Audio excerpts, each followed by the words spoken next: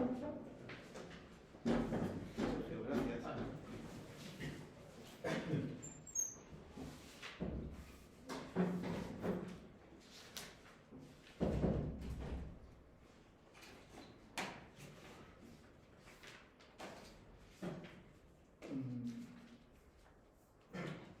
Bueno, primero hago unos pequeños preliminares. Este curso, este seminario de doctorado, tiene que ver con el grupo de estética contemporánea, arte, política y sociedad. Y este grupo, aparte de promover estos seminarios de estética, pues realiza toda una serie de actividades a las que estáis también invitados, si os interesa. Por ejemplo, mañana por la tarde tenemos una actividad que es una conversación en torno a un libro de Jun Fujita que se llama Cine Capital, sobre cómo devienen revolucionarias las imágenes, más o menos el título de la traducción, que en realidad es el título, hace referencia a una lectura marxista de los libros de Deleuze sobre cine. Y también el miércoles, pues, si tenéis interés, ahí también organizamos la presentación de un libro sobre los acontecimientos que tuvieron lugar, y desde una perspectiva que está también atravesada por la estética, aunque sea un libro realmente de política, que se llama La insurrección que viene, y sobre los acontecimientos que sucedieron desde el 18 de octubre hasta septiembre del 2022 en Chile, y que giran alrededor de la revuelta y luego el proceso constituyente que acabó con la reprobación, con el no al proyecto de constitución que se elaboró. Bueno, conversaremos sobre ese libro, que es un libro en el que está atravesado constantemente, como vamos a hacer en este seminario. Está atravesado el libro por la política y la estética. Pero bueno, más actividades que realizamos este grupo. Por ejemplo, me gustaría que en el mes de abril viene Bárbara Stigler a Madrid, la trae el Instituto Francés. Estoy en negociaciones para ver si la podemos traer también aquí a la Complutense y conversar en torno a su libro, Il faut s'adapter. Hay que adaptarse, que es sobre un nuevo imperativo político, que en realidad es un libro sobre los orígenes, sobre el germen del neoliberalismo, y que se centra en gran medida en torno del debate entre Lippmann y John Dewey. Es un libro apasionante.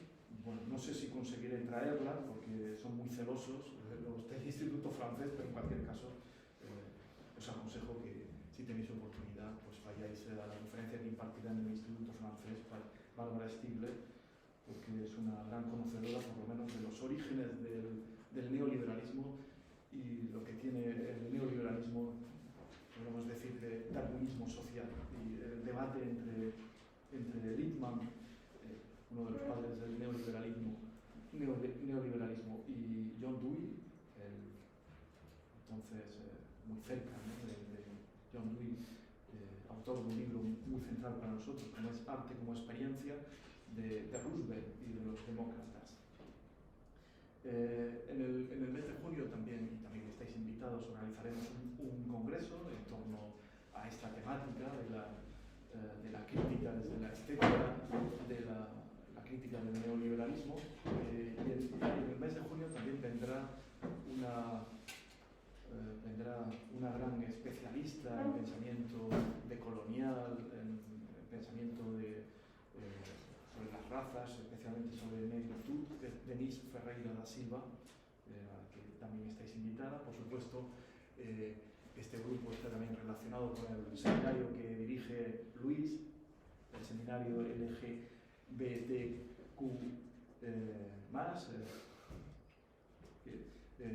bueno, pues es un seminario en el que también, ¿no, Luis, la cuestión neoliberal se aborda constantemente, y desde una perspectiva muy a menudo estética, no solo política, sino también estética.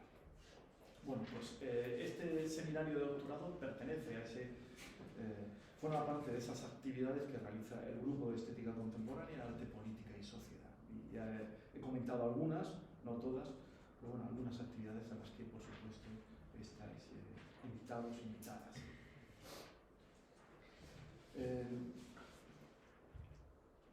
En realidad esto es un seminario de doctorado, este es un tiempo en el que vosotros tenéis que realizar un proyecto de tesis doctoral, y lo que yo voy a exponer en los próximos minutos es también una especie de proyecto.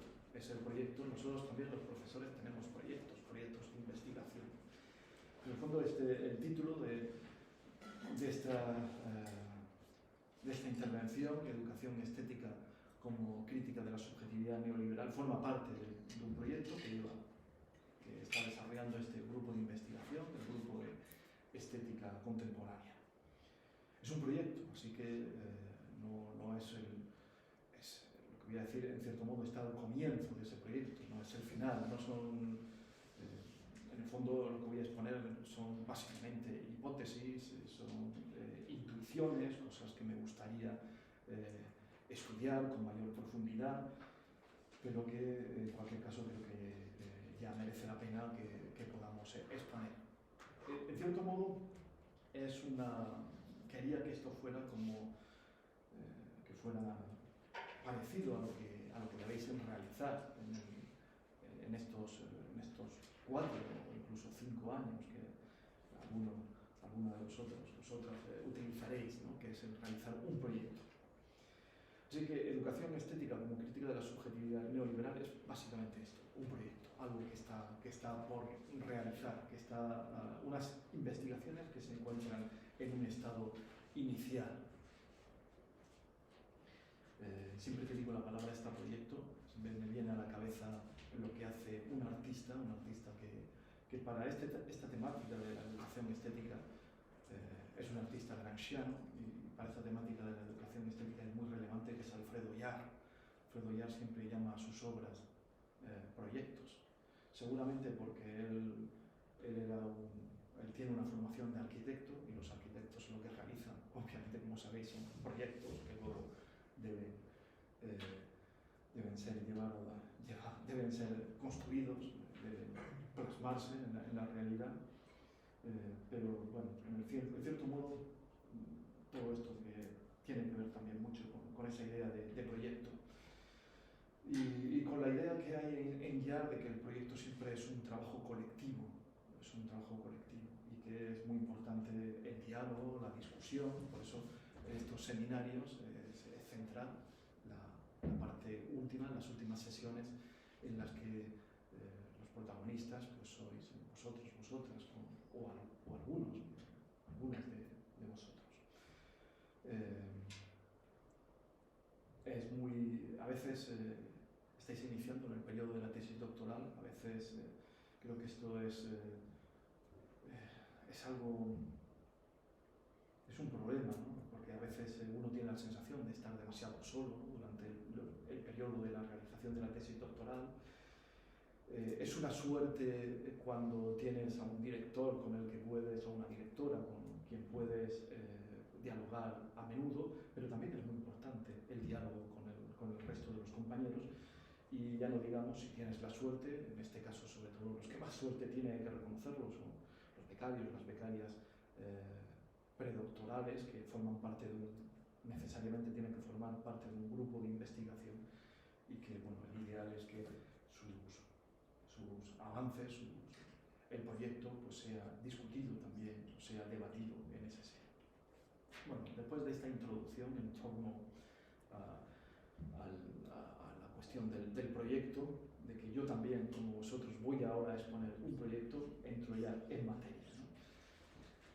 ¿Qué es esto de la educación estética? Tiene como 2 dimensiones, ¿no? Me gustaría que tuviera 2 dimensiones. Una dimensión pues, negativa, crítica, y una dimensión positiva, constructiva. La dimensión negativa, ya os podéis imaginar por el título que hemos dado a esta sesión, tiene que ver con la crítica de la subjetividad neoliberal, con la crítica del neoliberalismo. El neoliberalismo, porque, en el fondo, como decía Guattari, el compañero de Deleuze, que siempre decía que lo más importante, el producto, el objeto más importante que produce el capitalismo, siempre es el sujeto, es subjetividad. Bueno, en el fondo estamos criticando la subjetividad neoliberal, pero estamos criticando también el capitalismo neoliberal. Este es pensar en la educación estética, como vamos a hacer ahora, pues significa pensar en esta dimensión crítica con la subjetividad neoliberal, en el fondo con el capitalismo neoliberal. Además, ahora comentaré, pero también muy rápidamente, obviamente casi de una forma esquemática, algunos de los puntos que a mí me parecen centrales de la subjetividad o del neoliberalismo, y me parecen centrales porque creo que la educación estética o la importancia que para nosotros tiene la reflexión sobre las artes y la misma praxis artística puede ser un gran antídoto o puede responder en gran medida a algunos de los aspectos del neoliberalismo a los que me referiré después. Este es el aspecto negativo, pero también la educación estética y especialmente tiene un aspecto positivo que tiene que ver con la construcción de una nueva subjetividad, que en el fondo me gustaría que tuviera, sobre todo que tuviera que ver con la construcción de una ciudadanía democrática, una ciudadanía que tiene en cuenta, ¿no?, que el valor fundamental que debe regir en todas las esferas es el valor de la igualdad, y que también aprecia la importancia de la multiplicidad, de la diversidad, de la multiplicidad de mundos. Estos dos aspectos son los... primero voy a empezar con la parte de crítica de la subjetividad neoliberal, y luego en la segunda parte me voy a referir a la... Bueno, voy a apuntar, voy a hacer una tentativa de aproximarme a lo que podría ser una educación estética a la altura del siglo XXI y de las principales patologías de nuestro siglo que tienen que ver, a mi juicio, con el neoliberalismo. Y, bueno, obviamente el neoliberalismo afecta, ¿no?, a otras patologías. Por ejemplo, he traído aquí un libro, por ejemplo, hoy se habla mucho, uno de los grandes problemas contemporáneos es el problema de todo lo que tiene que ver con el antropoceno. A algunos les gusta hablar del capitaloceno. También está claro, ¿no?, que la crisis climática, la solución o afrontar este grave problema pasa obviamente también por la crítica del neoliberalismo y por la crítica de la subjetividad neoliberal. Bueno, hay un libro que he leído recientemente, también me gustaría invitar a la autora de este libro, que se llama Carla Benedetti. Me gustaría invitarla al final, estoy también en negociaciones para que al final de este año, de 2023, pueda venir aquí a la Complutense y dialogar con ella. Este libro, que es uno de sus últimos libros, ha escrito muchos libros muy interesantes, siempre centrados en el ámbito de la estética y del arte. Este fue publicado a finales del 2021, se titula, no está traducido al castellano todavía, aunque ya hay amigos que me han dicho que tienen interés en traducirlo, se titula La literatura nos salvará de la extinción, donde, en cierto modo, pues, aunque no utiliza la palabra educación estética, está diciendo esto, que en este proyecto que llevamos a cabo nuestro grupo queremos defender, ¿no?, que las artes y la reflexión sobre las artes, la estética, pueden ayudarnos en gran medida, pueden tener una contribución importante a la hora de afrontar graves problemas, como por ejemplo para Benedetti el problema de la crisis climática, o de la catástrofe climática en la que vivimos en la actualidad y que tiene que ver con los estudios que conocemos como antropoceno o capitaloceno. Luego me referiré un poco más adelante, volveré a este libro que me parece un buen ejemplo, ¿no?, por lo menos hacia dónde me gustaría gustaría ir con este proyecto de la educación estética como crítica de la subjetividad neoliberal.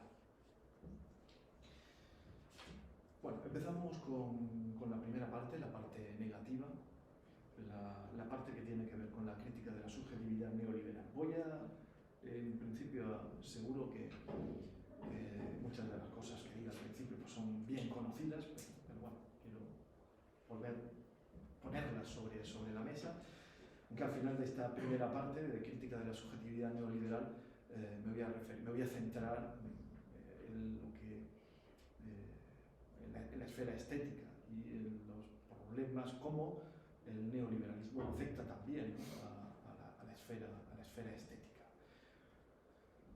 Pero antes voy a hacer referencias generales al neoliberalismo y a la subjetividad neoliberal. Son las cuestiones en las que yo creo que realmente la educación estética la pedagogía atravesada por la reflexión sobre las artes o que tiene que ver también con la praxis artística, puede tener una contribución importante. Bueno, ¿qué es? Yo me tomo en serio los que dicen que el neoliberalismo podría ser considerado una especie, lo digo con comillas, ya sé que esto no tiene nada que ver con el neoliberalismo, no es igual que el totalitarismo histórico o que el fascismo histórico, pero hay muchos que hablan del neoliberalismo como un neofascismo o como un totalitarismo económico. Porque finalmente con el neoliberalismo creo que en el fondo hacemos referencias a prácticas, al hecho de que la práctica económica, que la economía coloniza todas las prácticas sociales. A ese sentido me refiero cuando hablo de totalitarismo económico, a la colonización, si se puede hablar en estos términos, colonización, dominio de la economía. La economía acaba dominando todas las esferas sociales están marcadas por la centralidad de los principios económicos. De tal manera que, como sabemos, el Homo economicus se convierte en una categoría universal, no es ya no cabe hablar como hacían los liberales clásicos, los Bentham, Adam Smith, etc., de ese empresario que ahora que era solamente un sector, aquellos sujetos cuya esfera fundamental, cuya actividad que marcaba su existencia, sus aspiraciones era la económica. Ahora todos somos homo económicos, todos somos hombres económicos y además este totalitarismo económico, como por ejemplo el libro famoso de Wendy Brown pone de relieve, los libros de Wendy Brown pues supone también el ocaso del homo politicus y del ocaso de la política, y de la política para la cual lo importante es la persecución del bien común, de lo común. Bueno, esta oposición entre homo economicus y homo politicus, el hecho de que la extensión del neoliberalismo, la extensión de los principios de la economía por todas las esferas sociales supone el ocaso, el declive de la condición política del ser humano y en el fondo de la esencia republicana del ser humano, de la anterioridad de lo común sobre lo individual. Creo que es algo muy importante, que es central a la hora de pensar el neoliberalismo y me gustaría que la educación estética en la que tenemos pensado construir o defender, creo que puede ayudarnos a combatir ese totalitarismo económico. Como también sabéis, obviamente ese homo economicus, este sujeto económico, ha sido definido de muy diversas maneras. Creo que ha tenido especial éxito la definición del hombre económico como empresario de sí mismo, como capital humano, aunque sobre todo creo es básico para entender a este nuevo sujeto, a este homo económico, ¿no? Se trata de que todos debemos ser sujetos que debemos invertir en nosotros mismos para poder competir dentro de ese mercado en el que se convierten todas las esferas en las que vivimos, competir con posibilidades de éxito. Bueno, pensar en esta subjetividad neoliberal implica pensar básicamente en el principio económico de la competencia. El homo economicus es fundamentalmente un hombre que compite con sus semejantes, o sea, en todas las esferas, incluso, como veremos en el fondo, hasta en la esfera estética. Se convierten esas esferas en esferas que se parecen mucho a lo que es el mercado en el que los sujetos compiten y que en el fondo esto supone esta competencia que sea una esfera agonística en la que unos ganan y otros pierden frente a, por ejemplo, pues la idea, ¿no?, de la esfera política, que supone una esfera en la que la comunidad política todos debiéramos ganar, ¿no? El pensamiento sobre lo común no tiene que ver con aspira a la extensión de la igualdad y a una ganancia que sea común. Bueno, esta idea de competencia creo que es una idea muy importante, que también la educación estética, como veremos, ayuda a combatir, ¿no?, que en todas las esferas se imponga el principio de la competencia, el principio agonístico. Esta idea de la competencia está muy presente en el libro al que antes me refería, de Barbara Stigler, el de Hay que adaptarse, sobre un nuevo imperativo político. Hay que adaptarse para ser competitivo. En el fondo, en gran medida, la polémica que persigue, el origen de la polémica entre, en el fondo quiere exponer esto Barbara Stigler, ¿no? Lo contrario del neoliberalismo es la democracia, es el pensamiento de la igualdad, el pensamiento de la democracia. Y en ese combate entre Lippmann, que en el fondo defiende una especie de darwinismo social, en el que triunfan los que mejor se adaptan, los más adaptados, los más competitivos, frente a John Dewey, que defendía pues, una profundización en la igualdad, una profundización de la democracia, el hecho de que todos finalmente pudiéramos contribuir a la definición de lo que es el bien común. Bueno, esta idea agonística, yo creo que contra esta idea agonística que penetra en todas las esferas y no solo en la esfera económica, creo que también la educación estética puede, con su, como veremos después, ¿no?, por ejemplo, la esfera estética en la que son tan importantes los afectos, la experiencia, es una esfera que sirve para educar en la empatía, que es lo que falta en un mundo en el que las relaciones sociales, las relaciones humanas son relaciones de competencia, en la que el otro especialmente es alguien del que hay que desconfiar. El otro fundamentalmente es un enemigo.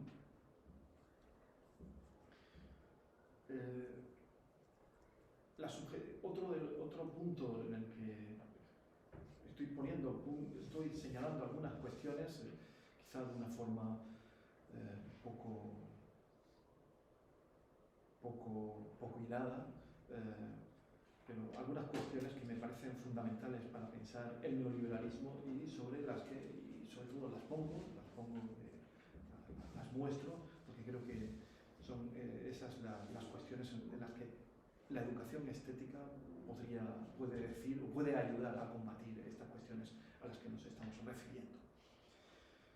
Bueno, ese homo economicus, esa subjetividad neoliberal que implica aceptar que en el fondo el otro siempre es una amenaza y que el principio de la competencia es un principio que debe inspirar tu comportamiento en todas las esferas sociales, en el fondo también conduce a algo que directamente es incompatible con la educación estética, que lo que hace esto es que sea imposible una educación humanística. La educación en el fondo está también mercantilizada. Nos educamos precisamente para ser más competitivos. Esta idea, ¿no?, de que la educación es una educación que nos hace adaptarnos mejor, como diría Bárbara Stigler, nos hace adaptarnos mejor a este mundo hipercompetitivo que es el mundo neoliberal. En fin, la educación que se impone en un mundo neoliberal, en todos los niveles, por supuesto también en el nivel universitario, es una educación mercantilizada, una educación sometida a valores cuantificables, y por tanto evaluables. La importancia que tiene en nuestros sectores de la educación de la evaluación es fundamental y tiene mucho que ver con la imposición de este mundo neoliberal. Allí donde lo importante es la competencia, es fundamental la evaluación, que seamos constantemente evaluados, medidos, reducidos en el fondo a cosas. Si en el fondo somos seres hablantes y no cosas, es muy difícil a los seres hablantes evaluarlos, medirlos. Bueno, en este contexto neoliberal es imposible realmente eso que durante siglos hemos entendido como una educación humanística. Y en el fondo también la educación estética tiene que ver con esta lucha por volver a una educación humanística, con evitar que todas las esferas, y también la esfera de la educación, la esfera educativa, no solo la política, la artística, etcétera, todas las esferas, evitar que sean esferas de gestión de cosas cuantificables, evaluables. Somos seres hablantes, no cosas cuantificables, evaluables. En el fondo creo que también esto me resultaría, lo voy a exponer, me resultaría muy difícil en poco tiempo exponerlo, pero bueno, lo voy a enunciar y que salga como sea. Creo que el mundo neoliberal es en gran medida un mundo en el que impera el simulacro. Es un mundo en el que se da un simulacro, por ejemplo, si hablamos de la esfera política, en el que se da un simulacro de política. Porque, en el fondo, la política, que está atravesada por los principios principios que son fundamentales para la economía, los protagonistas de la comunidad política, en el fondo, como decía antes, no son seres hablantes, son cosas.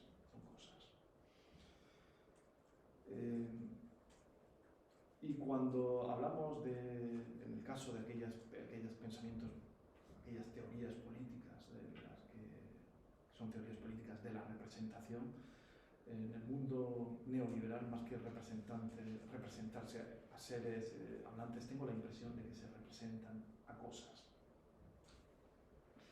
O, desde luego, no se representan.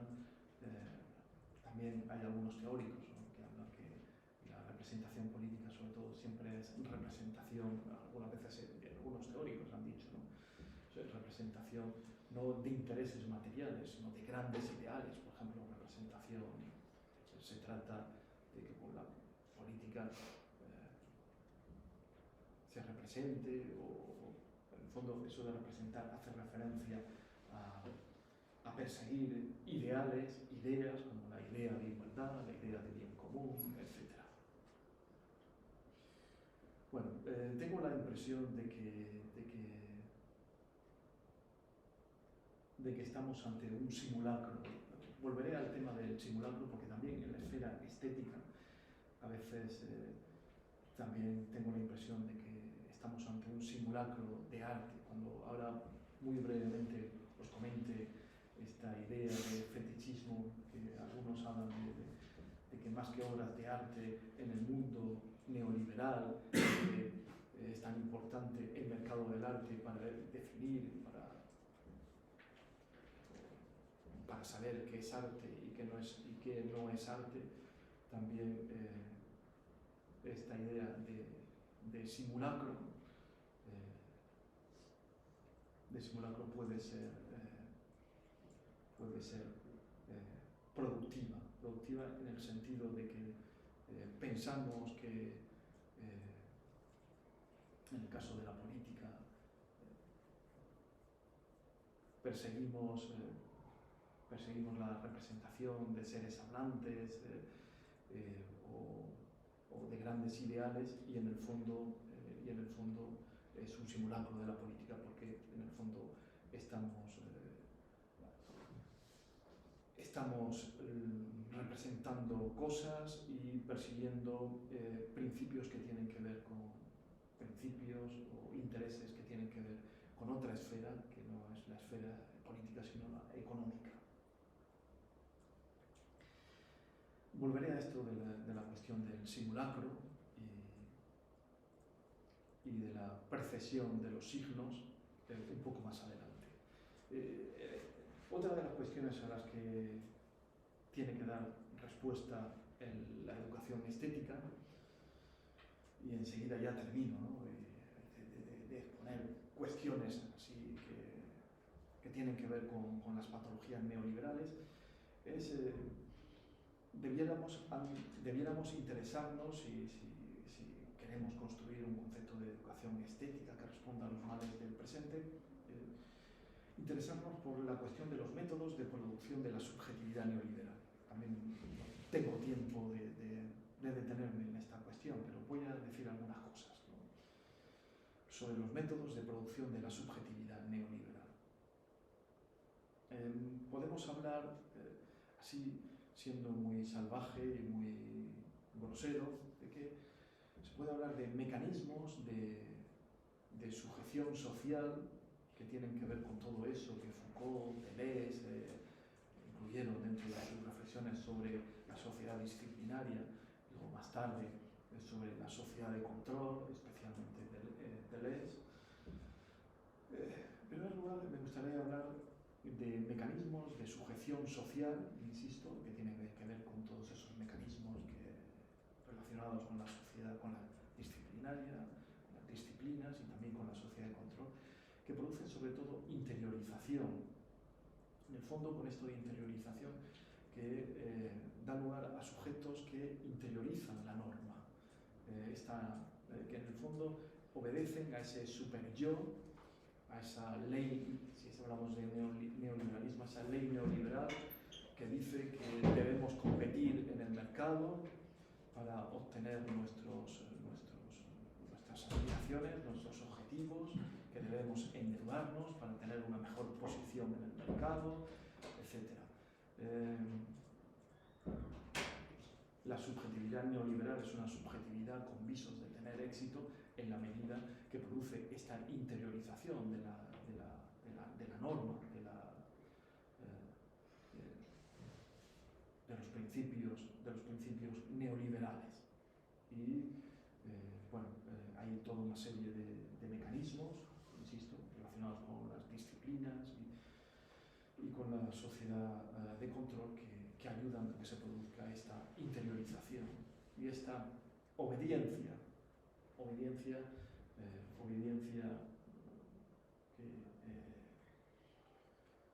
que está interiorizada, ¿no? Que en el fondo cuando obedecemos la norma neoliberal pensamos que obedecemos a nosotros mismos, que es lo mejor para nosotros mismos. No estamos obedeciendo una norma externa, una norma que percibimos como impuesta, que produce dominación y y que por tanto esta es una norma que se aleja de nuestras principales aspiraciones. Pero también hay otros mecanismos de producción de subjetividad neoliberal que tienen que ver con lo que, por ejemplo, Lazzarato y otros autores llaman sojuzgamiento maquínico. Voy a extender brevemente sobre esto del sojuzgamiento maquínico. Estos mecanismos producen, en el fondo, identidades o subjetividades que son débiles, no producen interiorización. En el fondo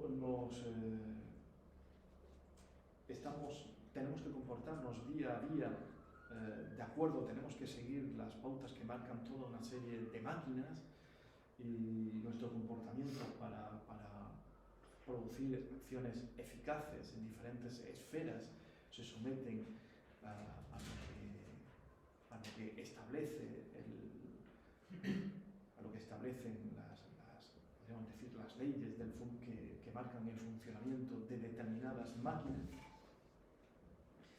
Y es un sojuzgamiento, una dominación que no produce interiorización, pero que finalmente provoca que nos comportemos de acuerdo a una manera previsible. En el fondo, la dominación y el sujeto neoliberal es un sujeto sometido, es un sujeto en la medida de que ese sujeto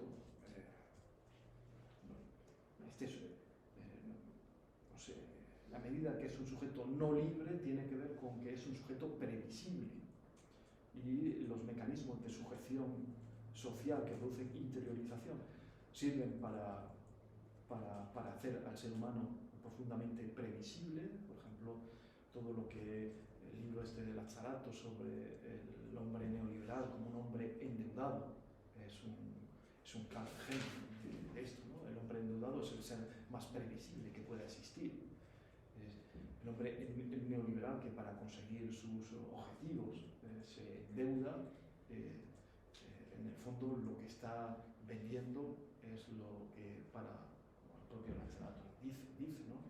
Para lo que los hombres premodernos era algo que solamente era competencia de Dios, que es tiempo. Estamos vendiendo nuestro tiempo, estamos prometiendo que nuestra vida, nuestro estilo de vida se va a ajustar a una manera de comportarse que va a hacer posible devolver la deuda, endeudarnos. Lazzarato, recuerdo que no solo se servía de Nietzsche, se servía del joven Marx, un magnífico artículo sobre la banca, en el que tanto Nietzsche como Marx hacían referencia a esta idea, en el fondo, de que cuando hay deuda, el endeudarse implica un control en el fondo totalitario de toda la existencia. No solamente estamos prometiendo devolver ese dinero, sino que estamos prometiendo que nuestro comportamiento de vida hará posible esa devolución del dinero. Estamos en el fondo nos convertimos en seres previsibles, Pero hay también otros mecanismos, otras formas de hacernos previsibles, que tienen que ver con esto que estaba diciendo ahora, que era el sojuzgamiento maquínico. Y que tiene que ver con todas esas técnicas que, desde luego, con la revolución tecnológica digital se han visto perfeccionadas en los últimos tiempos, técnicas relacionadas con sondeos, con mediciones de audiencias, con algoritmos que permiten conocer, prever nuestro comportamiento, que permiten, aquí volvemos al tema del simulacro, de la simulación, que permiten construir un doble de nosotros mismos y permiten saber, por ejemplo, que determinadas empresas sepan cómo nos vamos a comportar alertar y que nos digan antes de que nosotros expresemos nuestros deseos, nuestras apetencias, nos digan cuáles son nuestros deseos o apetencias. Harcourt, en su libro La sociedad de la exposición, que es un libro en torno a la revolución digital contemporánea, insiste mucho, ¿no?, en esta idea de cómo con los algoritmos, las determinadas empresas, plataformas, etcétera, consiguen construir un doppelganger, un doble de nosotros mismos, y que nos ofrece, que nos dice en el fondo lo que debemos desear. Después de consumir, de decir cuáles son y tener todos esos datos de nuestras compras, con los algoritmos, con el conocimiento que hemos proporcionado, pues se puede construir ese doble. Y esto tiene que ver con lo que denominamos simulacro. El simulacro rompe el cordón umbilical, podríamos decir, el simulacro es un signo que rompe el cordón umbilical con el mundo real. El simulacro tiene efectos sobre el mundo real, pero no necesita. Por ejemplo, las imágenes, los signos de la publicidad son un claro ejemplo de simulacro. Eso que vende la publicidad no tiene por qué ser real. El objeto que aparece publicitado no tiene por qué ser real. Lo importante es que sea finalmente deseado. Bueno, esta anterioridad en el fondo, este mundo del sojuzgamiento maquínico que consigue, por ejemplo, obtener estos doppelganger, estos dobles de nosotros mismos, es un mundo bastante siniestro. Esto tiene siempre el doppelganger, el doble, Freud en su ensayo sobre das Unheimliche, sobre lo siniestro, obviamente dedica importancia al doble, ¿no? Esto del doble, ¿no?, de que haya un doble que en el fondo sabe mejor que nosotros mismos, ¿no? Que el que debiera ser nuestra imagen en el fondo es anterior a nosotros mismos y nos dice realmente cuáles son nuestros deseos. En fin, es otra manera de eliminar lo que es necesario para que exista un sujeto autónomo, libre, y desde luego lo que es necesario para que exista una esfera política y la esfera estética, que son esferas que son imposibles de pensar en ellas sin la existencia de lo imprevisible, de lo aleatorio, de lo contingente, del azar. Bueno, en estas la eliminación de lo imprevisible creo que está asociado también bastante a la búsqueda de la totalidad.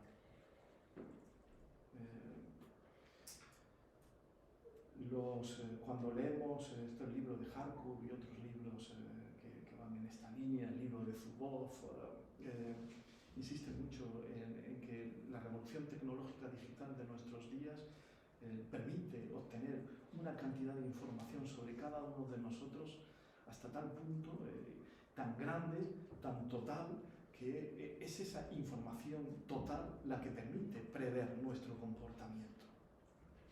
Bueno, la educación estética debe ir en la línea de insistir que siempre es posible, siempre debe ser posible la existencia de un acontecimiento, de algo que no pueda ser previsto, de algo que con las leyes, con el conocimiento que proporciona la nueva tecnología digital, pues sea imprevisible. Unas cosas que podría decir. Hay un aspecto que a mí me interesa especialmente pero no quiero extenderme mucho. Yo no sé cómo explicarlo en poco tiempo, sin que sea bastante poco persuasivo al decir esto. Creo que la tecnología digital facilita este imperio como decía antes, del simulacro. Y en el fondo, con el imperio del simulacro lo que quiero decir es que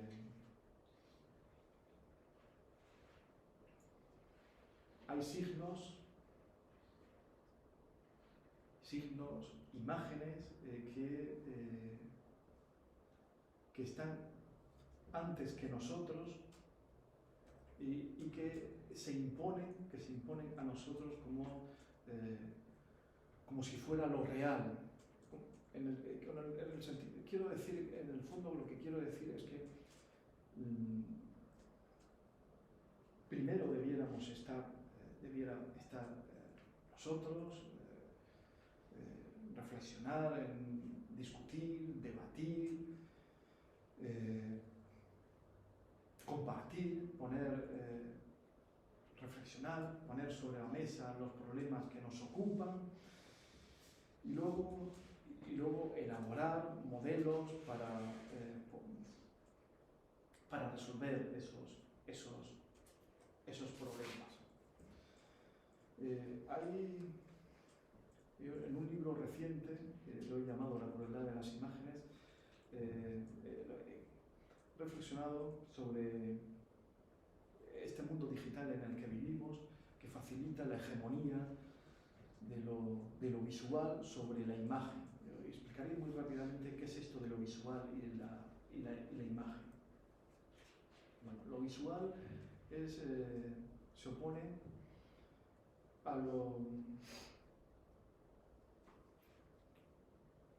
a una imagen que es precaria porque hace referencia a algo que está ausente en ella misma. Una imagen que no ha cortado el cordón umbilical con lo que está afuera, con el mundo real.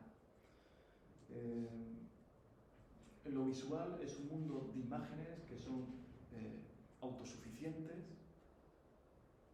que son perfectas y que en el fondo son simulacros porque no necesitan que haya algo antes que ellas. Hablamos, por tanto, del mundo de la precesión de los signos. Imponen una especie de grado cero de la alteridad, porque mientras esta imagen clásica,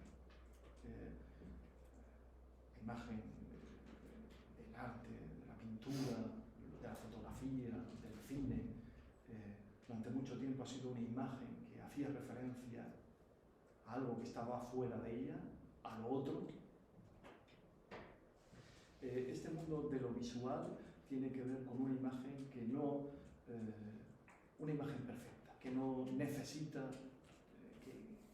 autosuficiente, que no necesita referirse a lo que está fuera de ella.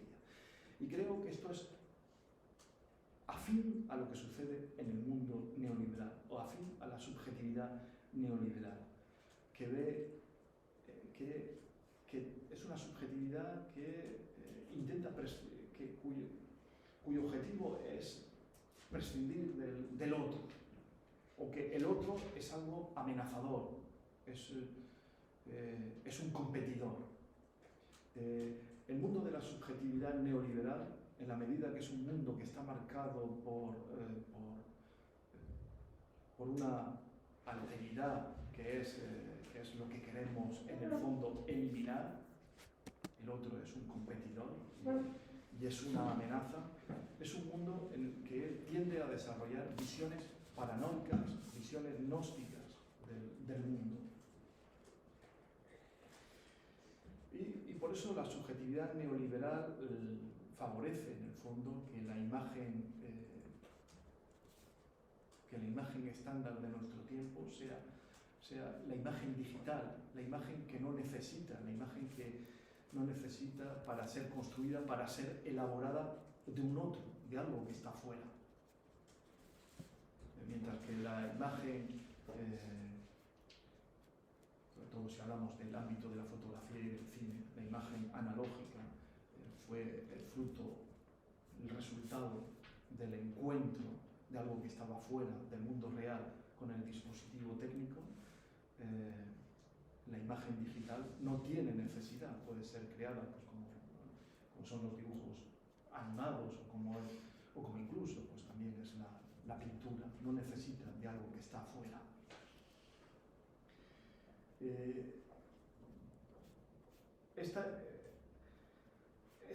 Quiero sobre todo poner de relieve esta afinidad de un mundo en el que la imagen era una imagen que conducía a algo que estaba fuera, al mundo, al otro, y esto no era visto como algo negativo, sino que era la gran virtualidad de la imagen. La imagen era imperfecta, era precaria, porque ahí no está el mundo, pero al mismo tiempo nos invitaba, nos movía a relacionarnos con lo que estaba fuera de ella.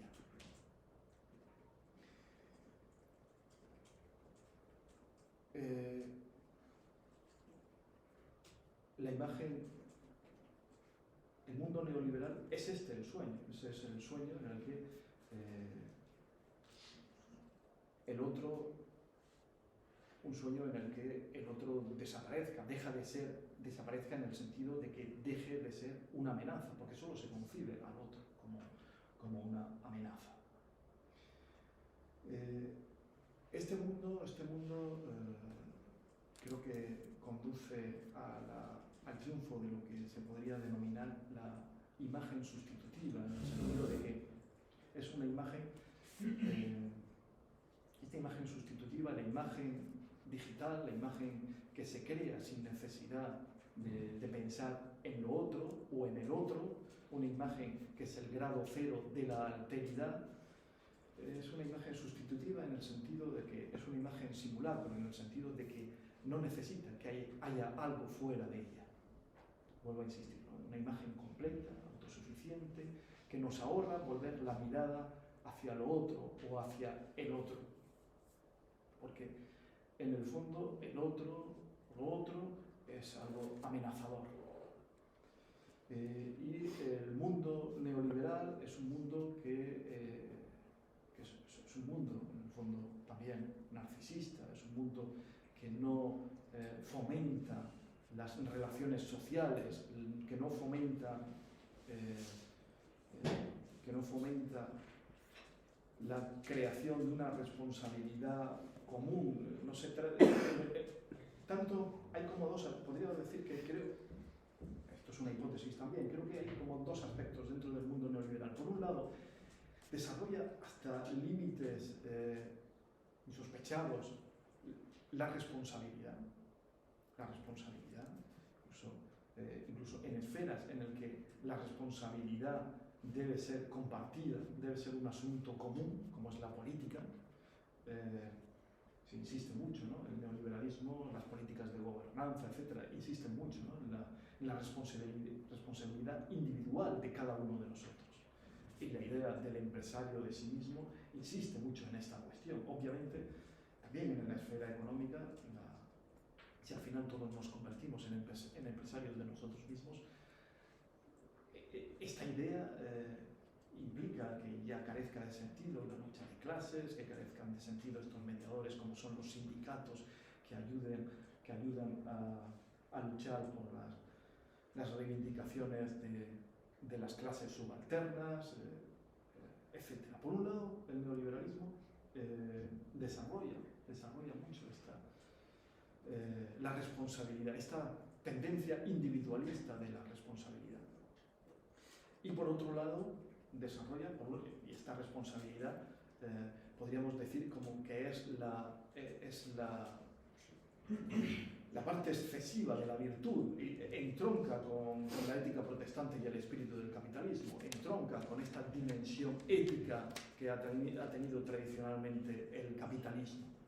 Pero por otro lado también desarrolla el neoliberalismo esta otra parte, que es todo lo contrario, que es la parte, por un lado tenemos la parte austera y por otro lado la parte hedonista, la que desarrolla la que implica el desarrollo de un sujeto muy narcisista.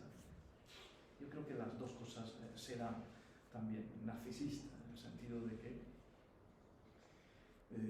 este individuo, por un lado, debe luchar, debe competir, y para ser competitivo debe ser austero, debe endeudarse, debe tener un estilo de vida que le haga devolver la vida, pero por otro lado, ese individuo es un individuo consumista. Entre las aspiraciones, el goce de ese individuo la encuentra también en el consumo de los productos que produce ese mercado. Y ese narcisismo, el neoliberalismo lo desarrolla también hasta sus últimas consecuencias. El mundo neoliberal asociado a la revolución tecnológica digital es un mundo en el que, como bien sabéis, se habla de redes sociales, pero en las redes sociales lo fundamental es se habla de redes sociales, de comunicación, pero lo fundamental es la recompensa narcisista que está detrás de esas redes sociales, los likes, los me gusta,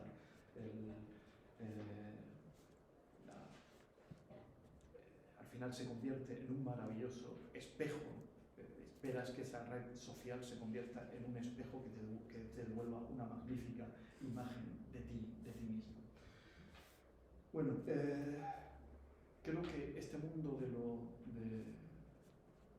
esta idea de lo visual frente a la imagen, lo visual desarrolla un nuevo tipo de imagen, de una imagen sustitutiva, de una imagen que implica grado cero de la alteridad, porque implica relacionar la imagen con lo que está fuera, con lo otro. Yo creo que esta diferencia entre lo visual y la imagen puede servir, puede ser útil para pensar este mundo neoliberal, y al mismo tiempo esto también nos sitúa ya quizá en el centro de lo que podría ser la educación estética, porque frente a este mundo visual, que por ejemplo es el mundo de la publicidad y el de los productos audiovisuales, artísticos, que siguen el modelo de la publicidad y que siguen el modelo del simulacro, en el que lo importante es producir, lo importante es que esos signos sean comprados, sean disfrutados, sean consumidos, y da igual que esos signos tengan alguna relación con lo que está afuera. Puede servir esta diferencia entre lo visual y la imagen también para pensar el neoliberalismo, y repito, esto a la hora de pensar el cine, las series, la literatura, etcétera, puede ser de utilidad. Y antes de entrar más de lleno con la educación estética, me gustaría terminar esta primera parte señalando, lo he anunciado al principio, que el triunfo del neoliberalismo, a mi juicio, si ahora entramos ya de lleno en la esfera estética, culmina en el fondo una tendencia que creo que se aprecia desde finales de la Segunda Guerra Mundial, o si no antes, que es la tendencia a convertir las obras de arte, lo explicaremos, aunque también de forma aproximada, quizá de forma poco convincente, la tendencia a convertir las obras de arte en fetiches artísticos, y la tendencia también a convertir los objetos salidos del diseño industrial en objetos narcisistas. A veces la diferencia entre obra de arte y objeto industrial ha sido difícil de saber, ¿no? Dónde empieza la obra de arte y termina dónde empieza y termina la obra de arte, y por tanto termina la obra de arte y empieza el objeto industrial. En cualquier caso, lo que voy a decir a continuación, lo que pone de relieve la actualidad, es que tanto la obra de arte como este objeto salido del diseño industrial, estos objetos que nos venden la publicidad, los automóviles, etc., se rigen en el fondo por una misma lógica, la lógica del mercado, por la lógica neoliberal. Bueno, primero diremos algo en torno a la obra de arte como fetiche artístico.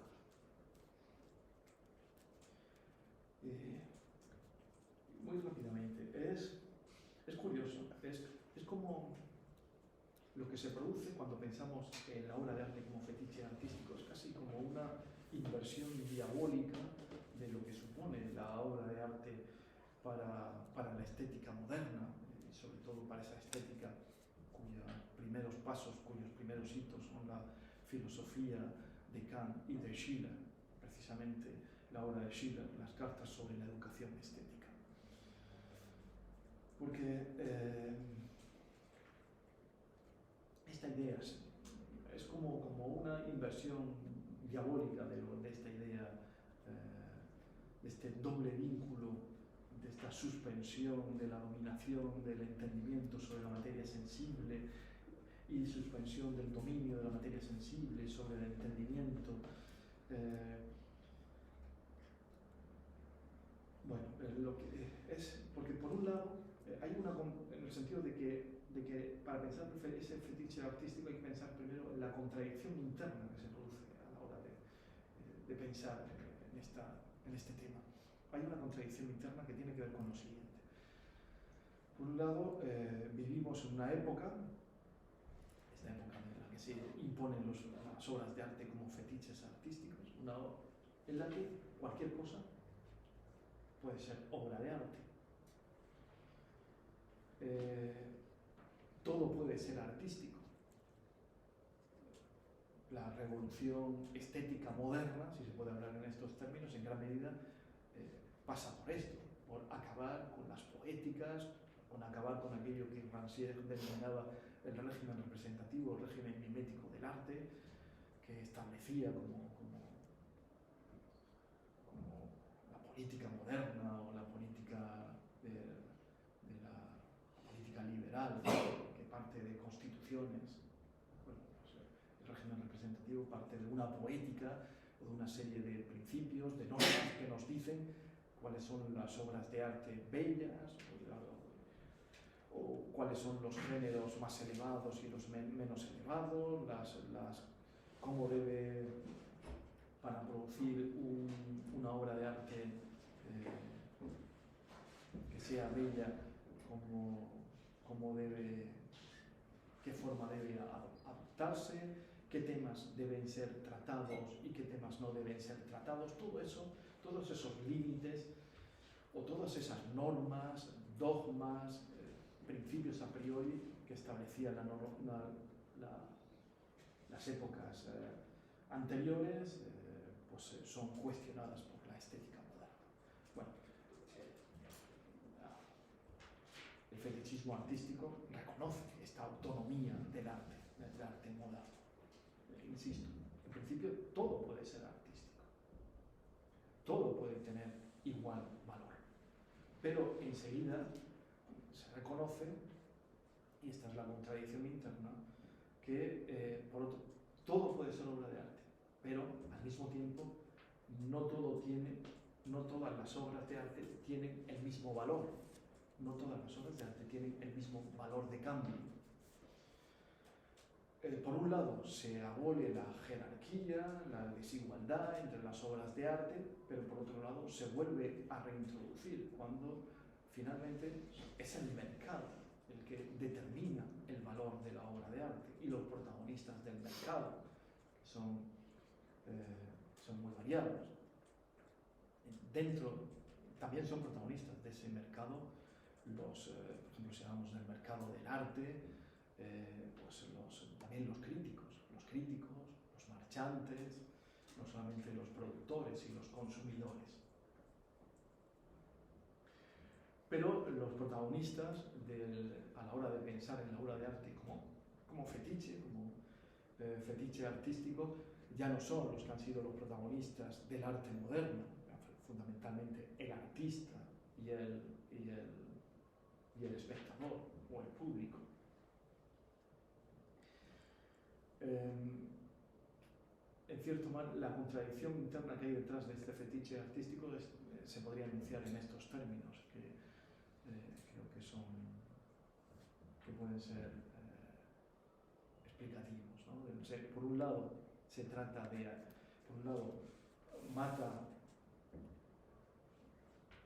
se mata a esa especie de Dios, de principio externo trascendente, como eran las poéticas, los criterios, estos que el artista y el público que juzgaba las obras del artista tenía a su disposición con anterioridad. Ya ese Dios ya no existe, de cierto modo. Me gustaría decir que antes de la revolución estética moderna se imponía una especie, todo esto son analogías, de una especie de teología estética, o se llevaba la teología política, el pensamiento de la soberanía al ámbito de la estética. Había algo trascendente, el soberano siempre es trascendente, es exterior,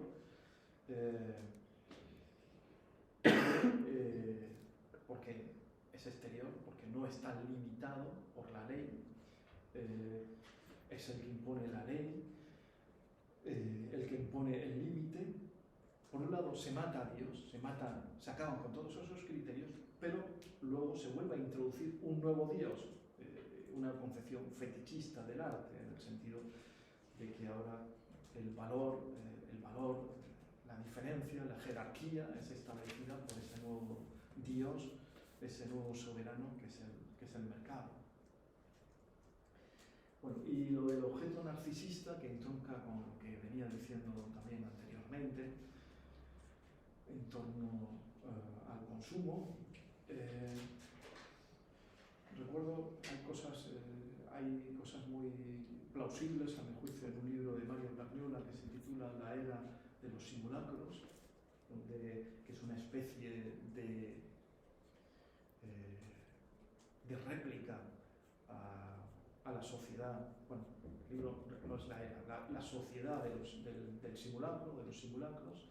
Es una réplica del libro de Debord, de la sociedad del espectáculo. Vivimos la época de la sociedad del simulacro y no la época en la sociedad del espectáculo.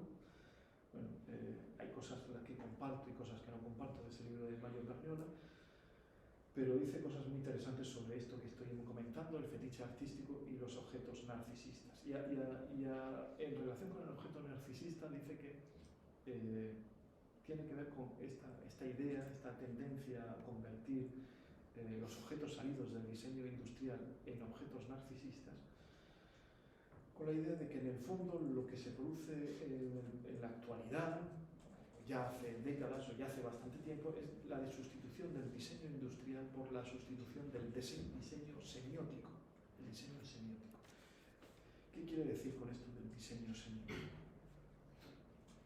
Que el objeto que se produce en el fondo termina siendo un signo, el objeto, un signo que no tiene, y por eso un simulacro, que no tiene relación con su uso,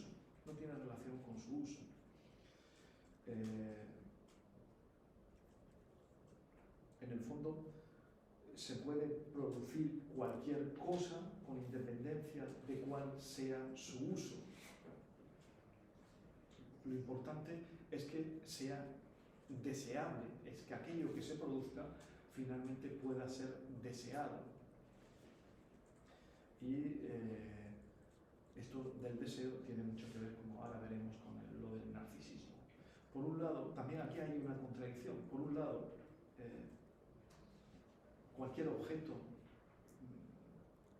se puede producir, o sea, los objetos que salen del diseño industrial puede ser cualquier objeto, ya no depende de su uso, ya no depende de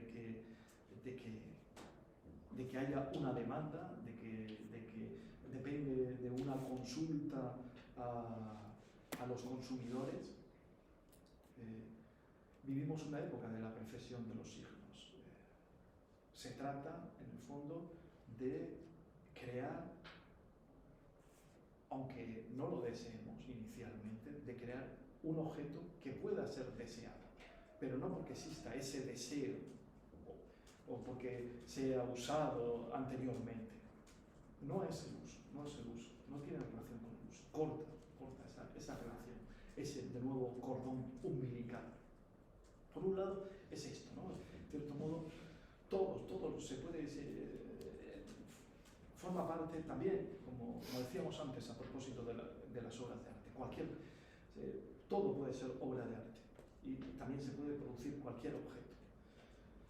Pero, por otro lado, no todos los objetos tienen valor, porque se adopta, decía Perniola y dicen también otros, se adopta el modelo del objeto de lujo. Vuelve a introducirse el valor del objeto en el sentido de que las cosas manufacturadas, las cosas que salen del diseño industrial, dependen del valor de cambio que alcanzan en el mercado. Y en ese valor, lo que quiere decir sobre todo Perniola y otros, es que en ese valor del objeto, ese valor influye decisivamente la publicidad. Es sobre todo responsabilidad de la publicidad. Lo que hace la publicidad básicamente es convertir ese objeto en un objeto narcisista. La elección del objeto depende en gran medida la elección del objeto de la identificación, de que se produzca lo siguiente: la identificación del consumidor con la imagen deseable de sí mismo que le propone la publicidad, que le dice la publicidad que va a tener si consume, si adquiere ese objeto. Por tanto, esa imagen deseable de sí mismo es anterior a su imagen real. O sea, se consume, se adquiere ese objeto, se produce finalmente ese objeto porque finalmente lo importante no son nuestros deseos actuales, nuestra forma de comportarnos, nuestro uso, la realidad, sino lo que queremos ser, o sea, o lo que deseamos ser. Y de nuevo se impone esta idea a la que estoy dando vueltas desde hace bastante tiempo, que es la idea de simulacro, de precesión de los signos, y que creo que tiene mucho que ver con este mundo neoliberal en el que ojalá no existiera el otro, que es un competidor. En un mundo republicano, y en el fondo el mundo que tiene que ver con la estética moderna, es un mundo en el que lo otro, en el que la política tiene que servir para relacionarnos con el otro y conjuntamente solucionar nuestros problemas y lograr nuestras aspiraciones. El otro no es un problema, el otro es la solución. Y hay algo fuera de nosotros. Existe esta relación de alteridad porque no podemos pensar en esas esferas sin algo que nos precede, que es alter, que es el otro. Este mundo al que me estoy refiriendo, del simulacro, es el mundo de la precesión de los signos. No hay algo antes que nosotros. Y por tanto es un mundo incompatible, este mundo narcisista, incompatible con un pensamiento político republicano, que es el pensamiento político, a mi juicio, genuino. Y por eso el homo economicus, este homo economicus del neoliberalismo, es incompatible con el homo politicus y es incompatible con lo que ha sido la política, a mi juicio, en su sentido más genuino. Bueno, con todo esto lo que quiero decir que tanto el fetiche artístico como el objeto narcisista dependen de la lógica del mercado y por tanto dependen de la lógica también de la competencia. Y si dependen de esta lógica, en el fondo, tampoco podría decirse que tampoco hay muchas diferencias entre lo que es el fetiche artístico y el objeto narcisista. Bueno, algunos apuntes eran todo esto. También insisto en esta dimensión de proyecto, de duda, estoy exponiendo, a veces, si da la impresión, es una impresión errónea, ¿no? Si da la impresión de seguridad a la hora de decir todo lo que acabo de exponer, es una impresión errónea. En gran medida, todo lo que he dicho pues tiene que ver con hipótesis, con aproximaciones a problemas que me gustaría estudiar en mayor profundidad y realmente comprobar o probar o demostrar que esto que estoy exponiendo es cierto. Bueno, pasamos a la segunda parte, que va a ser también similar en el sentido de que no puedo ofrecer ahora mismo un tipo ideal de educación estética, de una educación estética, un tipo ideal perfectamente elaborado, coherente de educación estética que responda a las patologías, a los problemas contemporáneos que pasan por la hegemonía del neoliberalismo y de la subjetividad neoliberal.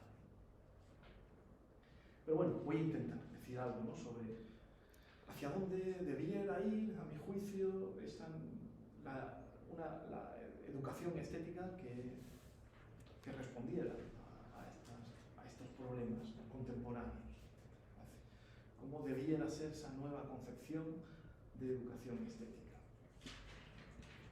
Desde luego, pensar en la educación estética es pensar en un horizonte alternativo al neoliberalismo, alternativo al triunfo de la subjetividad neoliberal. Eso, para empezar, esto es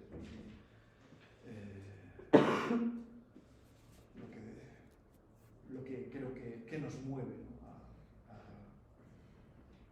a pensar que la literatura, quizá esto sea una exageración, ¿no?, la literatura nos salvará de la extinción, la literatura nos salvará de ese neoliberalismo que supone el ocaso del homo politicus, que supone el ocaso del ser humano que no se entiende sin el otro, sin la relación con alter y sin la convicción de que nuestros problemas son problemas comunes y que debemos resolver en común.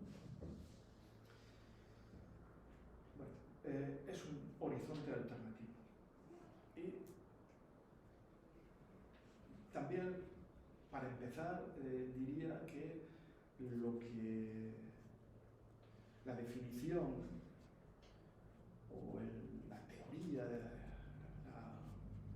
el concepto de educación estética que creemos debiera, desde luego, promover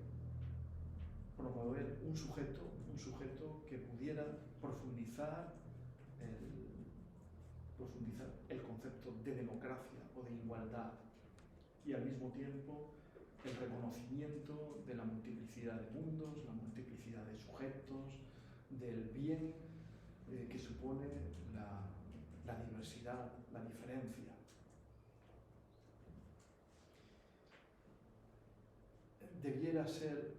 Debiera contribuir la educación estética, por tanto, para promover un sujeto libre, autónomo, un sujeto que pudiera desarrollarse plenamente en el resto de las esferas sociales, políticas, un sujeto que es capaz, debiera ser la educación estética, ayudarnos a construir una subjetividad que sea capaz de resistir a la dominación de estos medios de sujeción a los que antes nos referíamos, medios de control, sean entre comillas, duros o suaves, porque hay medios de dominación suaves, como por ejemplo medios en los que se produce subjetivización, como por ejemplo es la publicidad. Antes hemos hablado de la publicidad. La publicidad es un método muy persuasivo de crear subjetividad neoliberal, pero finalmente es un método suave y en gran medida no produce esa interiorización que produce las disciplinas estas clásicas que podemos tener en mente y que se impone, por ejemplo, aquí, ¿no?, en la universidad, en la escuela, en fin.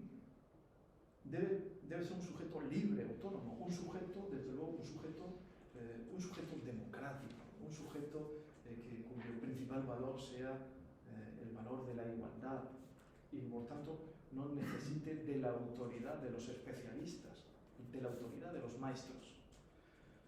Yo creo que me interesa mucho, por ejemplo, algunas cosas que escribe Jacques Rancière sobre Schiele, sobre estética y sobre política, precisamente porque consiguió hacer esto,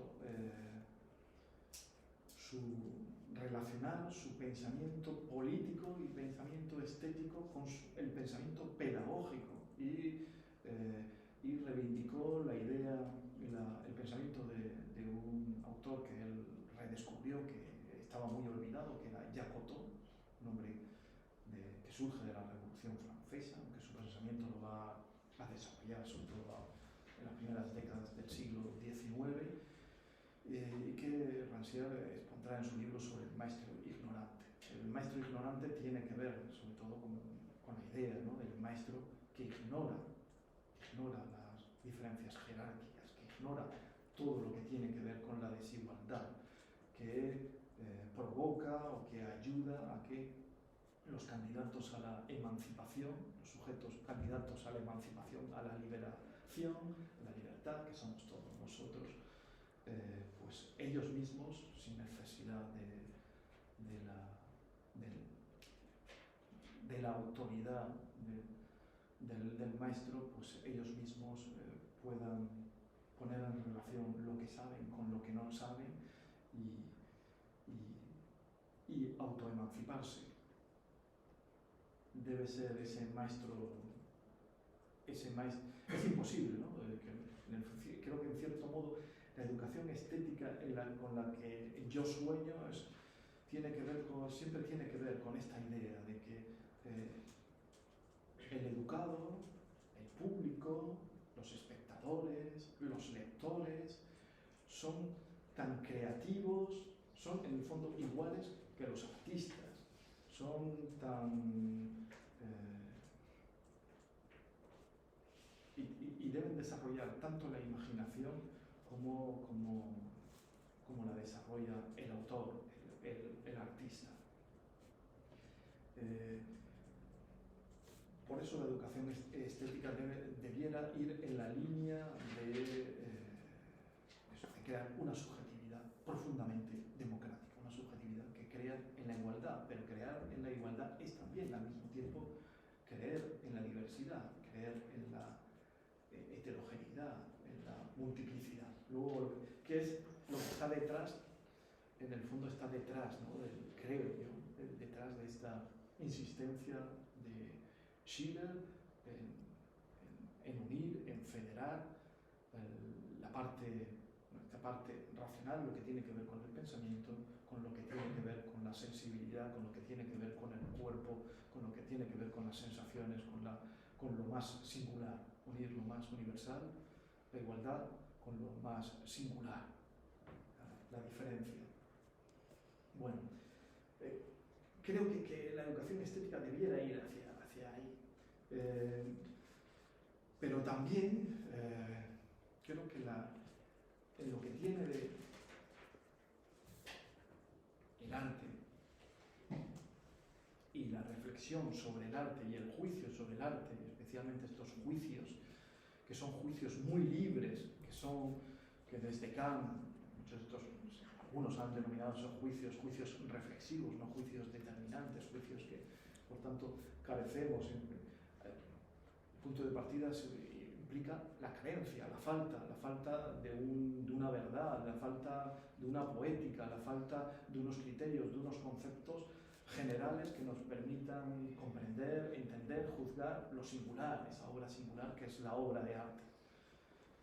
Bueno, este juicio reflexivo inevitablemente es un juicio que invita a desarrollar la imaginación, y el desarrollo de la imaginación es un desarrollo que permite, más que otros usos discursivos o otras prácticas, deshacerse o sacudirse de hábitos mentales, que en gran medida, en muchas ocasiones, estos hábitos mentales están en la raíz de las dificultades para enfrentarnos a los problemas contemporáneos. Esto es en el fondo lo que viene a decir la literatura nos salvará de la extinción, Carla Benedetti. Carla Benedetti parte de la queja de muchos científicos, de que se sabe todo. O sea, ya es indiscutible el cambio climático. Es indiscutible que si seguimos así, si no actuamos ya, incluso quizá ya es tarde, pero o sea, hay que actuar ya, es inminente. Y lo sabemos todo. La ciencia es algo que solamente algún loco lo puede llegar lo discute. Y sin embargo, la ciencia no es lo suficientemente persuasiva para que nos pongamos a actuar y para que nos demos cuenta de la gravedad, de la situación tan grave en la que nos encontramos. ¿Qué hacer? A lo largo de todo el libro hay un montón muchísimas referencias a científicos que insisten en esto. Pero si la ciencia lo dice, esto está clarísimo, ¿por qué no actuamos? Esto es gravísimo, ¿por qué no actuamos? Bueno, Carla Benedetti viene a decir porque siguen existiendo hábitos mentales, modelos epistemológicos, formas de resolver los problemas, de ver la realidad, que nos impide ser conscientes de la gravedad. O incluso, por ejemplo, ¿por qué no? A pesar de que se habla mucho, ¿no? Tener empatía con nuestros nietos, con los que vendrán, con los que si no empezamos a tomar decisiones serias hoy en relación con la crisis climática, pues tendrán una existencia terrible o en el fondo pues todo esto desaparecerá. En fin, la urgencia, la crisis de nuestra especie humana es gravísima, pero la ciencia, vuelvo a insistir en ello, la ciencia no es suficiente para que nos pongamos a actuar. Entonces, Carla Benedetti, en el fondo, lo que quiere decir, sin emplear la palabra educación estética, pero en el fondo es esto, lo que quiere decir, la literatura y la educación estética nos va a salvar de la extinción porque sirve para deshacernos de esos hábitos mentales que impiden darnos cuenta de la gravedad. Por ejemplo, poner algún ejemplo. La literatura, hay muchas obras literarias, no solo literarias, artísticas, sirven para imaginarnos lo que sucederá y para vivirlo, y tener empatía finalmente con los que vendrán, porque esto es muy difícil, se habla mucho, ¿no?, de la empatía con los que vendrán, pero finalmente, según Benedetti y otros autores, los que más ayudan para tener esa empatía son las obras de arte, y la educación estética puede tener una gran función, ¿no? Y primero, a la hora de imaginar ese futuro, por esta maximización de la imaginación que está siempre detrás de la estética. Luego, por ejemplo, pues también por la importancia, como os decíamos antes, que tienen los afectos y las experiencias para educar en la empatía, que es lo que falta, como decíamos, que es lo que falta en nuestro mundo, en el mundo neoliberal, en el que el otro es una amenaza. Y por eso el mundo neoliberal es un mundo en el que es un mundo propicio a generar ficciones paranoicas y ficciones gnósticas. El otro es una amenaza. Falta empatía. Recuerdo que nuestro mundo narcisista, neoliberal, recuerdo que Philip K. Dick este autor de ficciones que tienen que ver con la ciencia ficción, que son tan adaptadas en las últimas décadas, y seguramente porque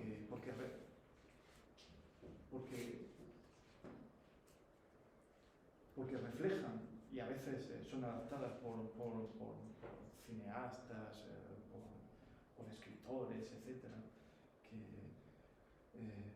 escritores que desarrollan algunas ideas que aparecen en sus cuentos, a veces sin darse cuenta totalmente lo que está detrás de esas ficciones, pero bueno, en cualquier caso, si es tan adaptado, creo que está tocando, que está reflejando problemas de nuestro tiempo. Bueno, cuando hablaba, recuerdo que Lapouillat, un filósofo francés que acaba de escribir un ensayo sobre Philippe Cadic, cuando habla, Lapouillat dice que para Philippe Cadic la gran diferencia que existe entre esta inteligencia artificial, los robots, las máquinas inteligentes que vendrán y que en el futuro pueden llegar a parecerse mucho a los seres humanos, radicaba, la diferencia fundamental era la empatía. Lo que carecían esas máquinas eran de empatía. Bueno, esto de empatía es lo que también, no solo es también lo que creo que quizá no lo he expresado bien, pero es lo que quería decir desde el principio. El neoliberalismo es de lo que carece también, de esa falta de empatía. No crea posibilidad de que tengamos ganas de movernos hacia el otro. El otro queremos separarnos, alejarnos, porque el otro es con quien tenemos que competir. El otro es un muro al que tenemos que enfrentarnos, y cuanto más lejos nos situemos de él, mejor. No es algo bueno. En cambio, las obras de arte pueden fomentar esta empatía hacia el otro, que, insisto, es quizá lo que más necesitamos en un mundo en el que se impone la subjetividad neoliberal.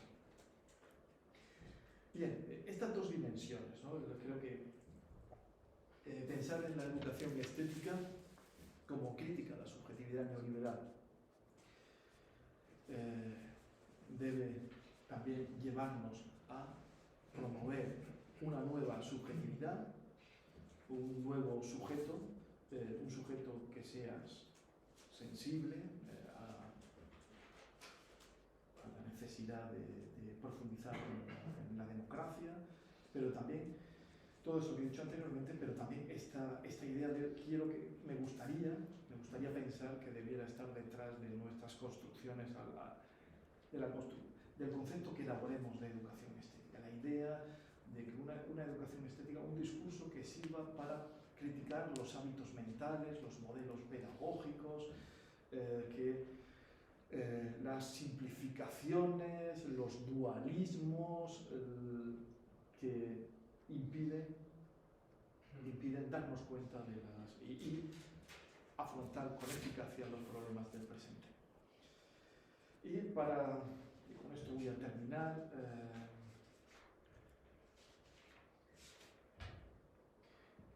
Para elaborar, sí, en principio, a veces para elaborar este concepto, este tipo ideal, busco en autores, en filósofos, en artistas, pero sobre todo en filósofos, que han pensado ya, a mi juicio, en algo parecido a una educación estética, aunque sean autores del pasado, y aunque su contexto social y político sea muy diferente al nuestro. Busco referencias, busco también conceptos, orientación para pensar en un nuevo concepto estético. Entonces, obviamente, autores como Schiller, pero también, ¿por qué no?, autores que en principio puede parecer, esto de la educación estética no está tan claro en su obra, como Antonio Gramsci. Para mí, ahora diré algo que sea un par de minutos, algo sobre Antonio Gramsci. Me es muy útil para pensar cómo debiera ser la educación estética. Cuando reflexiono, cuando intento comprender lo que él decía, extrapolarlo, adaptarlo a nuestro tiempo, cuando él hablaba de andata al popolo y de conexión sentimental con el pueblo, veo que hay muchas cosas que todavía son útiles para esa nueva educación estética con la que estoy soñando en el sentido de que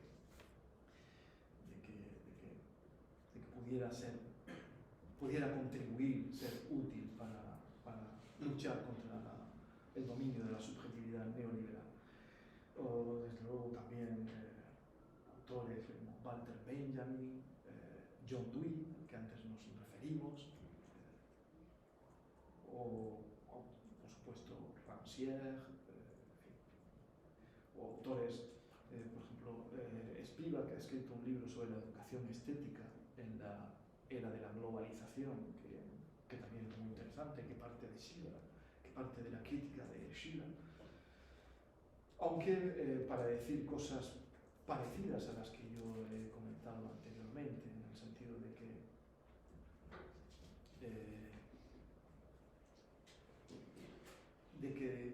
en la medida de que el arte o la educación estética debe decir dos cosas, que debe maximizar la capacidad imaginativa, y dice estas dos cosas, maximizar la capacidad imaginativa y al mismo tiempo minimizar la uniformización de nuestro mundo global. Esto yo creo que es aunque luego es crítica, y con Schiller no podemos extendernos sobre el pensamiento de Schiller, pero lo que saca de la educación estética, de esta tradición de educación estética, en gran medida tiene que ver con esto, con maximizar, nos lleva a maximizar la capacidad imaginativa y minimizar la uniformización de nuestro mundo global. Y ello, porque cuando se dan estas dos cosas, la conclusión a la que va a llegar es que la educación estética nos ayuda a romper los muros o los marcos epistemológicos, los hábitos mentales que impiden, como decíamos antes, la movilización contra las patologías sociales y políticas de nuestro tiempo.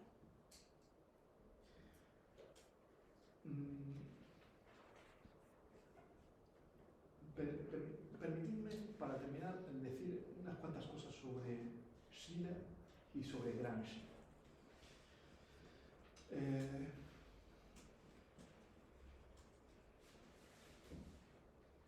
Es un autor muy complejo, luego el estado estético habría que compararlo finalmente, la crítica, por ejemplo, de Rancière va en esta línea, de que luego hay un estado superior al estado estético, que es el estado moral. No quiero entrar en eso, quiero entrar en la parte solo de la obra de Schiller en la que se refiere al estado estético y de determinadas cuestiones de Schiller que me sirven para pensar en una nueva educación estética que desarrolla esta subjetividad democrática, esta subjetividad autónoma, libre, que insiste en estos dos polos, en profundizar en el polo de la igualdad, pero también en el polo de la diferencia, en el polo de la diversidad, de la multiplicidad, en el polo que lleva, como decía Spivak, a luchar contra son palabras suyas, uniformización de nuestra era global. Para mí siempre, cuando pienso en Schiller, y el punto siempre para mí, el punto de partida, y esto me sigue siendo muy útil, es que escribe esta obra en un contexto que para él está marcado por los excesos de la Revolución Francesa, los excesos de abstracción de la Revolución Francesa. Excesos de abstracción. Y para corregir esos excesos de abstracción, nada mejor que el arte, nada mejor que la educación estética, que la educación a través del arte, del juicio que realizamos cuando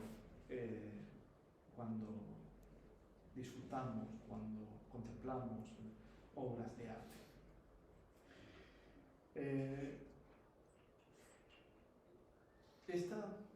Siempre he visto en Schiller una especie de federación, insisto, esta palabra de federación, se trata de, cuando hablo de federar dos cosas que son diferentes, incluso se puede hablar de opuestas, pero no antagónicas, no en el sentido de antagónicas, de que finalmente debe triunfar una sobre la otra, dos cosas que son opuestas, pero no antagónicas, como es la lucha por la igualdad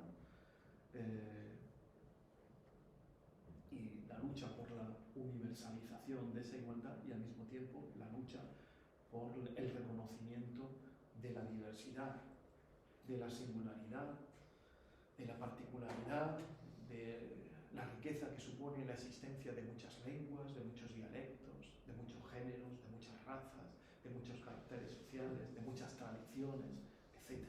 Y eso no debiera ser antagónico con respecto, pues, a la lucha al mismo tiempo por la igualdad, por la universalización de esta igualdad.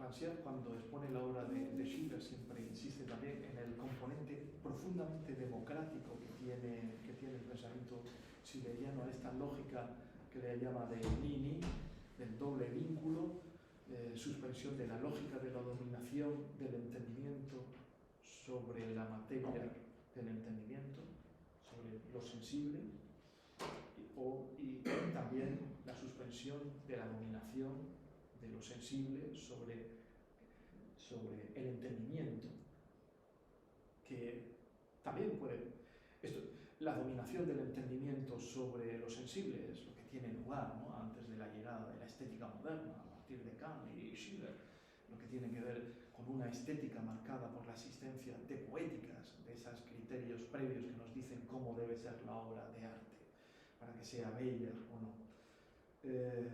Pero lo contrario, la dominación de lo sensible sobre lo inteligible, es lo que uno a veces tiene la impresión de que sucede con el arte postmoderno. Pensemos en un Lyotard, o cuando pensemos en lo que el propio Rancière, Badiou y otros hablan del giro ético de la política y de la estética, ético, o a veces hablan giro religioso, en el sentido de que después de Auschwitz, por utilizar este término que populariza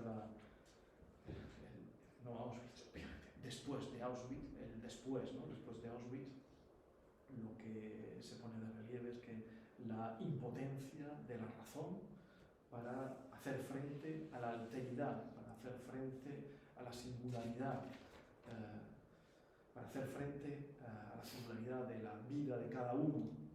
Bueno, en cierto modo, la estética que surge de Schiller y la educación estética que me interesa debiera ir en esta línea, ¿no?, de ni una educación estética que lleve a restaurar poéticas, que lleve a limitar la autonomía, la profunda libertad del autor y del espectador, pero también que impida lo que supone esta devaluación de la razón, esta devaluación. Y por eso, en el fondo, una vez, siempre esto de federación, en el fondo Schiller lo que está haciendo es federar conocimiento, razón y sensibilidad, estos dos aspectos, como en las últimas páginas de este libro, La literatura nos salvará de la extinción, Carla Benedetti habla de la necesidad de federar el discurso de los científicos acerca del antropoceno, del capitoloceno, con lo que nos enseñan los artistas, o con los métodos para persuadir, para hacer comprender el mundo en que vivimos, que aparece a través de la obra de los artistas.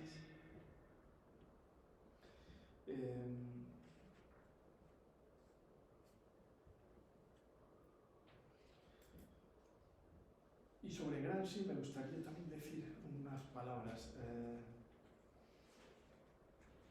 Gramsci utiliza un concepto que es el de humanismo integral.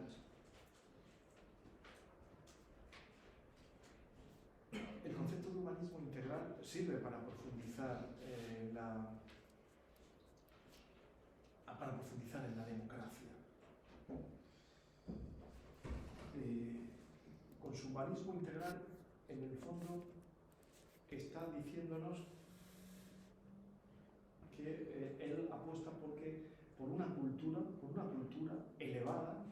No se trata de elevar la cultura, sino por una cultura elevada que se extienda por todas las clases sociales. Con humanismo integral se trata de acabar con la división entre una cultura para élites y una cultura de masas. El humanismo renacentista, el humanismo clásico, era un humanismo de élites. Se trata, cuando escribe en los cuadernos de la cárcel sobre estas cosas. Siglo XX, dice Gramsci, se trata, ¿no?, de aspirar a un humanismo y a una cultura elevada, obviamente. No se trata de esa subcultura de masas, es una cultura elevada que sea compartida por todos. Es esto muy difícil, pero creo que en el fondo lo que está detrás del arte nacional popular está la idea de que debemos luchar por una cultura que sea lo más amplia y global, lo más democrática. Debemos luchar por democratizar el ámbito de la estética, del arte. Esto lo escribía Gramsci en una época en la que, por ejemplo, aquí en España, pues un Ortega y Gasset escribía textos como la deshumanización del arte, que el arte, mejor arte, el arte de vanguardia, el arte más avanzado, era un arte de élites, era un arte para artistas.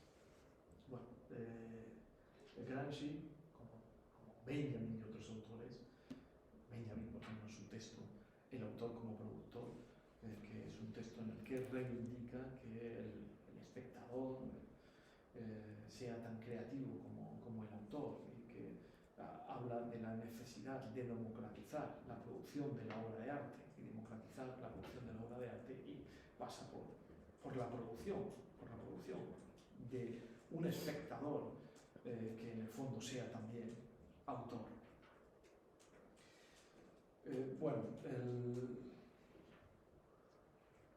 Esto era importante decirlo, pero es un problema que sigue siendo. También hoy es un problema.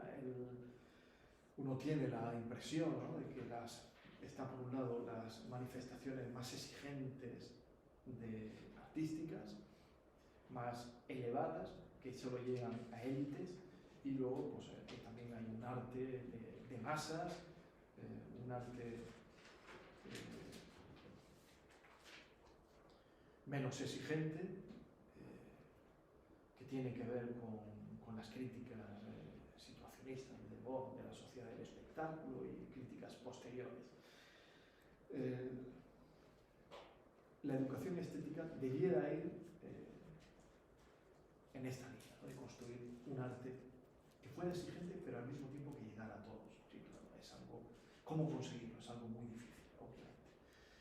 Pero detrás de esto estaba, cuando hablaba del intelectual orgánico, diferente del intelectual tradicional, cuando hablaba del intelectual orgánico, era un intelectual que debía realizar la andata al popolo. Y la andata al popolo, o sea, debía comprender, para educar al pueblo y que finalmente llegara a disfrutar de esa cultura más elevada y pudiera surgir un humanismo integral, antes el intelectual orgánico debía hacer la andata al pueblo, debía comprenderlo. Pero lo que insiste mucho Gramsci, y esto es lo más interesante, y es fragmentos de su obra que me recuerdan, que casi parece los que está hablando de educación estética, es que insisten que no basta comprender al pueblo, que la teoría, la andata al popolo, no significa solo comprender, teorizar sobre el pueblo, significa también sentir como el pueblo, comprender sus sensaciones, implica conexión sentimental. Estas son palabras que utiliza el propio Gramsci. Conexión sentimental con el pueblo. Por ejemplo, en el cuaderno de la cárcel 11, volumen 11, bueno, en el cuaderno 11, en la edición de ERA, páginas, el cuaderno 11 está dentro del volumen 4, páginas 346-347, en la edición de ERA, la edición mexicana, la traducción al castellano, leemos lo siguiente, dice Gramsci: pero del saber al comprender, al sentir y viceversa, del sentir al comprender, al saber. El elemento popular siente, pero no siempre comprende o sabe. El elemento intelectual sabe, pero no siempre comprende y especialmente siente. Por lo tanto, los dos extremos son la pedantería y el filisteísmo, por una parte, del elemento intelectual, claro está, y la pasión ciega y el sectarismo por la otra. No es que el pedante no pueda ser apasionado, todo lo contrario. La pedantería apasionada es tan ridícula y peligrosa como el sectarismo y la demagogia más desenfrenados. El error del intelectual consiste en creer que se pueda saber sin comprender y especialmente sin sentir y ser apasionado. Y dice entre paréntesis, no solo del saber en sí, sino por el objeto del saber. O sea que el intelectual puede ser tal y no un puro pedante, si el intelectual lo será así, intelectual orgánico, si es distinto y separado, si no es distinto y separado del pueblo-nación, o sea, si no siente, no puede ser intelectual sin sentir, intelectual tal, sin sentir las pasiones elementales del pueblo, comprendiéndolas y en consecuencia explicándolas y justificándolas en esa situación histórica determinada y vinculándolas coherentemente elaborada al saber. No se hace política y historia sin esta pasión, o sea, sin esta conexión sentimental entre intelectuales y pueblo-nación. Bueno, en el fondo, esto es lo que realiza la educación estética. Con esta dimensión, esta federación de conocimiento y sensibilidad. No basta con un conocimiento abstracto, general del pueblo. Es necesario la andata al popolo. La andata al popolo implica esto, fundamentalmente, sentir las pasiones elementales del pueblo. Y este sentimiento, es lo que proporciona el extra, entre comillas, ¿no? La plusvalía que proporciona el discurso de la educación estética o el discurso artístico con respecto al discurso científico. Es lo que falta a esos discursos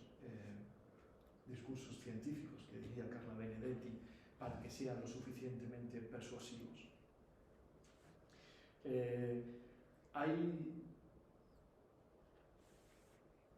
Cuando pienso en un artista gramsciano, que además también está obsesionado, que también es un intelectual orgánico, en el fondo, esta idea de intelectual orgánico, y está obsesionado por la pedagogía, por la educación del pueblo, pienso sobre todo en Alfredo Yar, que es un gran artista contemporáneo, Alfredo Yar decía, por ejemplo,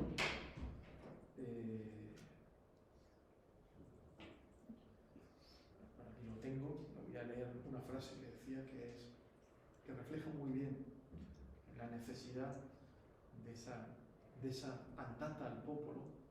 ¿En qué consiste la andata al popolo? Y en el fondo es algo que creo yo parecido a lo que debiera ser la educación estética.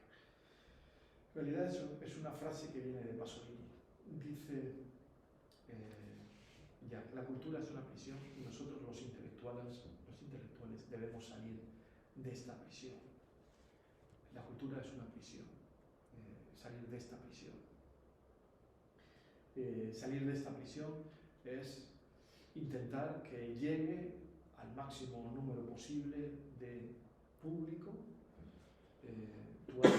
pero sin rebajarlo, como es el caso de Alfredo Yar, y por eso su gran obsesión y gran parte de su obra y de sus esfuerzos giran alrededor de cómo conseguir que estas obras exigentes, obras que aspiran a ser arte elevado, las obras de Alfredo Yar, puedan llegar al máximo número de espectadores. Me acuerdo que otro artista, un cineasta, Jean-Luc Godard, en la época en la que producía películas que eran muy poco vistas, las películas más exigentes, reconocía que sus películas, que por otra parte eran como muy marxistas, revolucionarias, etc., eran películas que no eran vistas por los obreros, por aquellos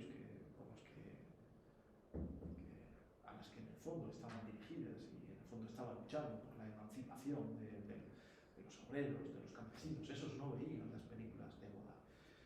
Y él decía algo parecido a esto ya, en el sentido de que no llegan porque yo vivo en una prisión cultural, mientras que ellos, los obreros, los campesinos, las clases subalternas, viven en una prisión económica.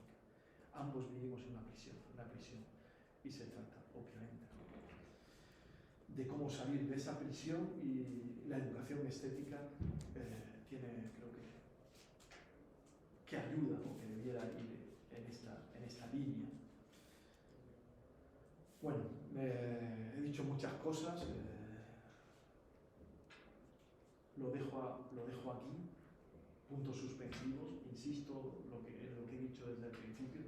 Todo esto es un proyecto, todo esto es leyendo autores, ¿no?, como estos últimos que he citado, Schiller, Spivak, Gramsci, hacia dónde debiera ir una educación estética que ofreciera un modelo alternativo de sujeto que pudiera hacer frente a los problemas contemporáneos más importantes, que tienen que ver con el antropoceno, con la discriminación de otras razas, con la discriminación por géneros.